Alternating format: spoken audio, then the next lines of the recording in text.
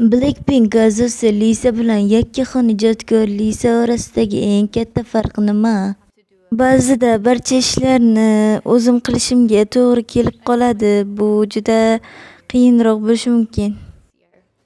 Shu eski telefonlarni ko'rib, birinchi telefoningiz yodingizga tushdimi? Ha, taxminan 10 yoshda edim. Dadam bilan kelishganmiz. Agar maktabda yolg'iz qatnasam, xavfsizlik uchun menga telefon olib berardi. Shunday qilib Nokia telefonim bo'lgan. Ha, unga musiqalar bor edi. Shu sababli men juda xursand bo'lgandim. Rosalia bilan ishlash qanday bo'lgan? U juda professional, nima xohlayotganini aniq bilardi va darrov ishga kirishardi. Bir sahna yodimda, uning lablaridagi pirsent mening zanjirim bilan bog'langan edi. Keyin yorug'lik unga mos emasligini payqadi. Shunda yorug'likni biroz o'zgartiraylik dedik va bu sahna juda ajoyib chiqqandi. O'sha sahnani suratga olish qiyin kechganmi? Ha, ancha qiyin bo'ldi. Men qimirlamay turishim kerak edi.